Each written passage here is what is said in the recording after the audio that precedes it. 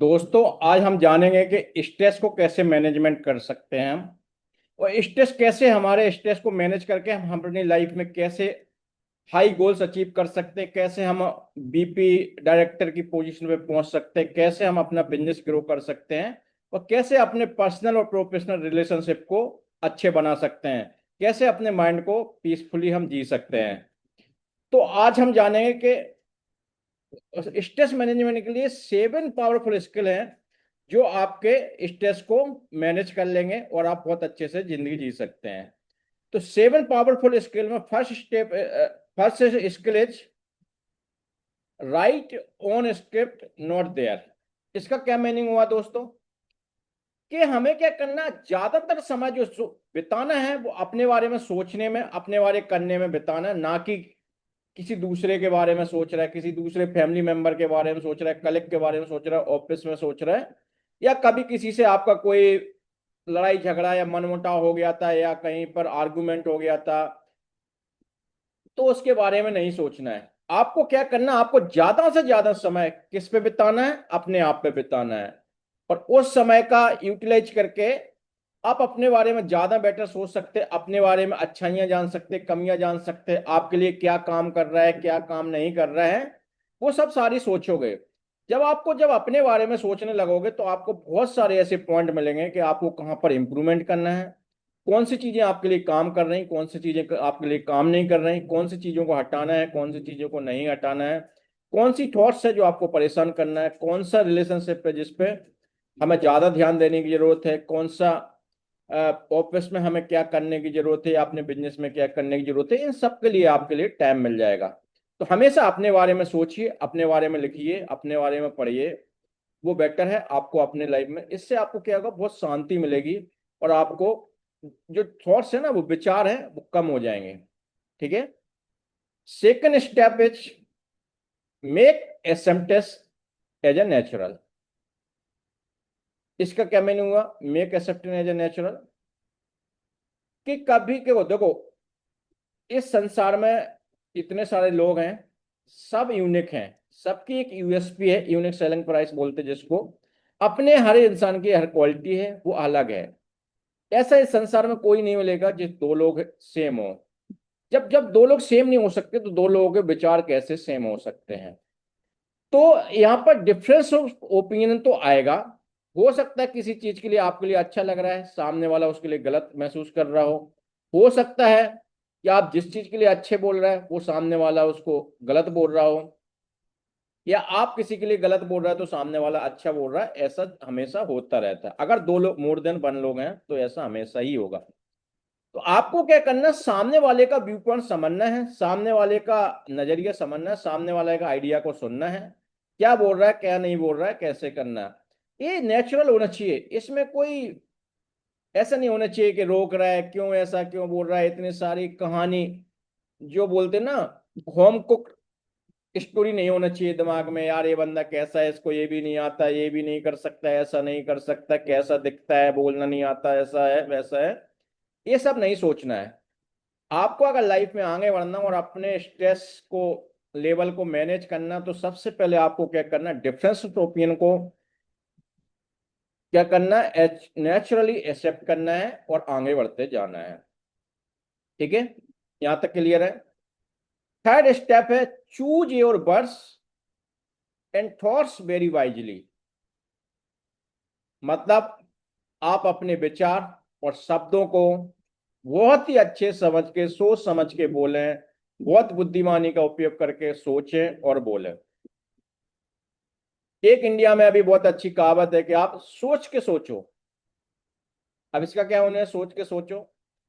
कि आपके, देखो, एक एक इक्वेशन है कि थॉट्स क्रिएट वर्ड्स,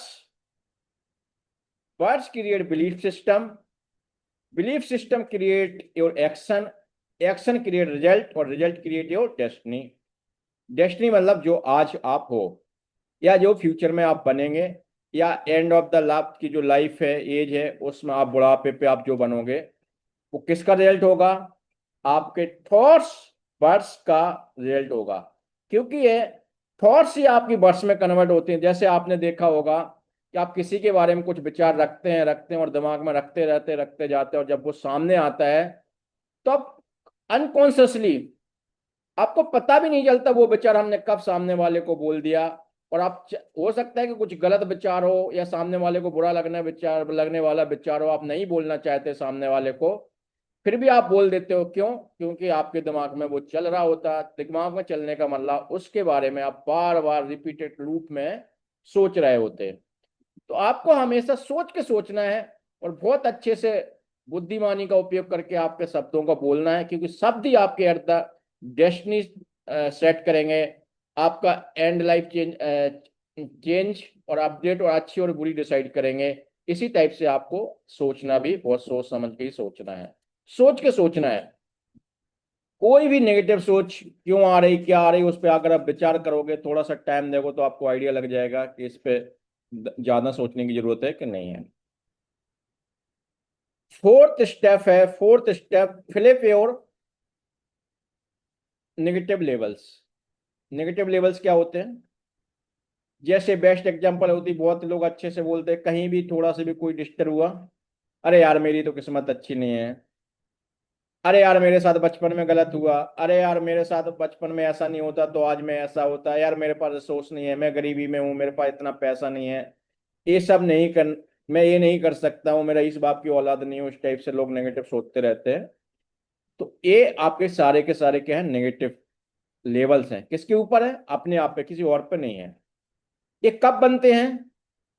आपका पास्ट एक्सपीरियंस से बनते हैं, आपके पेरेंटिंग के, मतलब जब आप जिस परिवार में पड़े बड़े हैं, तो आपके फैमिली मेंबर के हिसाब से किसी ने कभी बचपन में कुछ बोल दिया। जैसे कभी किसी चीज में, आप किसी सब्जेक्ट में बचपन में मान लो फिजिक्स में अच्छे से नहीं थे, तो लोग बोल देते हैं अरे ऐसे तो फिजिक्स आती नहीं है, और आप भी इसको स्वीकार कर लेते हैं। तो क्या है?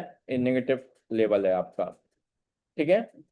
इसी टाइप से कभी आप फेल हो गए थे किसी सब्जेक्ट में, तो या आपको बचपन में वो इन्वायरमेंट नहीं मिला जो आपको चाहिए था एक ग्रो करने के लिए, तो आप इस चीज को मान लेते कि नहीं यार मेरे साथ गलत हो रहा है, ऐसा गलत हुआ, ये नेगेटिव नेगेटिव लेवल बने हैं। तो क्या होता है आपके, जब किसी लेवल क्या होते हैं, जब आपके लिए थोड़ा सा भी कुछ क्लिक हुआ, आपने उस थॉट को रिपीट कर लिया कि नहीं कर लिया? अरे आपको थोड़ा सा भी कुछ झटका लगता है, थोड़ा सा अप और डाउन होता है, आप सीधा सीधा बोल देते मेरी किस्मत अच्छी नहीं है। तो ये क्या हो रहा है? आपकी, मैंने क्या बोला अभी कुछ मिनट पहले, कि आपकी थॉट्स ही है जो आपकी डेस्टिनी चेंज करती है, डेस्टिनी डिसाइड करती है। थॉट्स ही बर्ड्स में कन्वर्ट होते हैं, बर्ड्स बिलीफ में कन्वर्ट होते हैं, बिलीफ एक्शन में कन्वर्ट होता है, और एक्शन रिजल्ट में कन्वर्ट होता है, और रिजल्ट आपकी डेस्टिनी डिसाइड कर देती है। तो आपने जो अपने ऊपर नेगेटिव लेवल लगा रखे हैं, उनको आपको क्या करना है? दूर करना है, उनको हटाना है, और उनको पॉजिटिव से कन्वर्ट कर देना। जैसे कि आपको सिंपल से बोलना स्टार्ट कर देना, मेरी किस्मत बहुत अच्छी है, मैं जो चाहता हूं मेरी लाइफ में वो हो रहा है। ठीक है। मैं हेल्दी हूं, मैं स्वस्थ हूं, मैं सक्सेसफुल हूं, एक रिच मैन हूं मैं। तो जब आप ये बोलते हो, तो आप देखना, जब आप बोलना स्टार्ट करोगे, तो आपके जो अंदर का वाइब्रेशन है ना, आपको आत्मा से जो अंदर से बहुत अच्छा सा फील होगा। मैंने पूरी लाइफ में अपने करके देखा हूं, जब मैं यहाँ तक सक्सेसफुल हुआ हूं, तब मैं आपके सारे ये सारी चीजें शेयर कर रहा हूँ। ठीक है। यहाँ तक क्लियर है? कि फिफ्थ है, listen to the tutor within. Tutor within मतलब आप अंदर की आवाज को सुनो। अब क्या होता है, आपको लाइफ में कभी डिसीजन लेना है, कुछ बड़े डिसीजन लेना है, कुछ छोटे डिसीजन लेना है, आप डगमगा रहा है, आप सोच नहीं पा रहा है कि डिसीजन लेना चाहिए कि नहीं लेना चाहिए, ऐसा करना चाहिए कि नहीं करना चाहिए। जब आप ऐसी सिचुएशन में फंस जाओ, आप झूल रहे हो इधर अप डाउन, अबे अभी कर लेते, कल नहीं करते, ऐसा कर लेते, नहीं करते, ऐसा करते, जब आप इस चीज में फंस जाओ, तो इससे क्या होता है, बहुत स्ट्रेस होता है। क्यों होता है?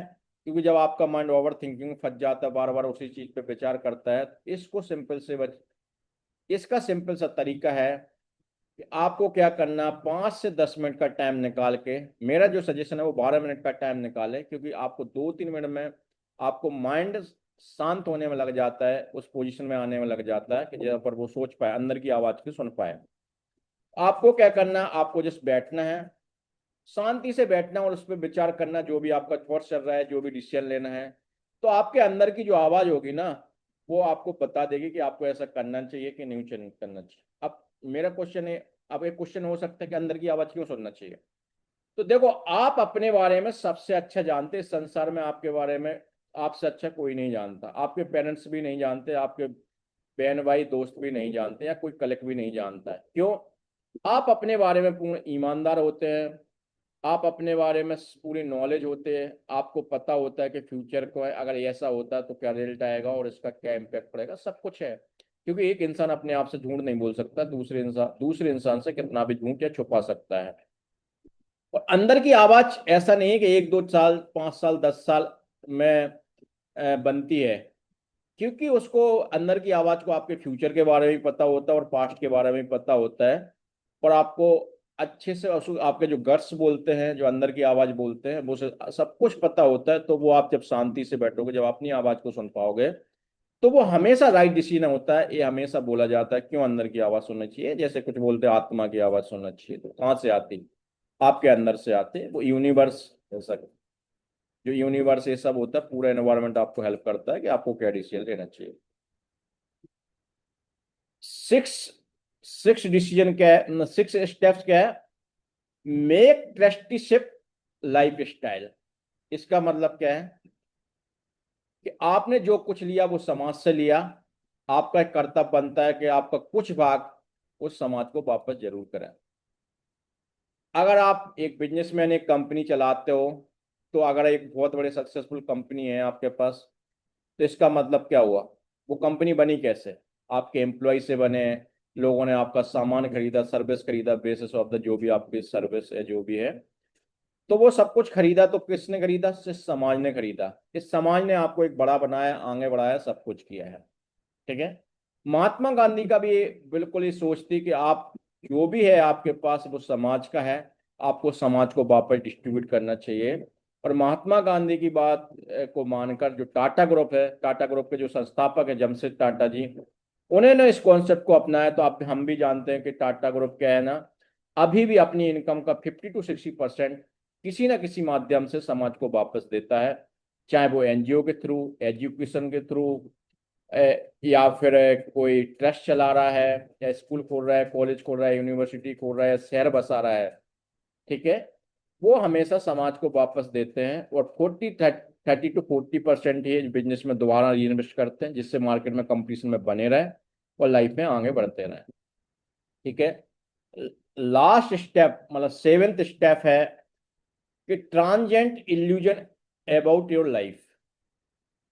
इसका क्या मतलब है कि आप अपने लाइफ के बारे में जो गलत धारणाएं बना रखे हैं, आपने जो गलत सोच रखा है, कि उसको आपको क्या करना है, उसको खत्म कर देना और हमेशा पॉजिटिव सोचना रहना है।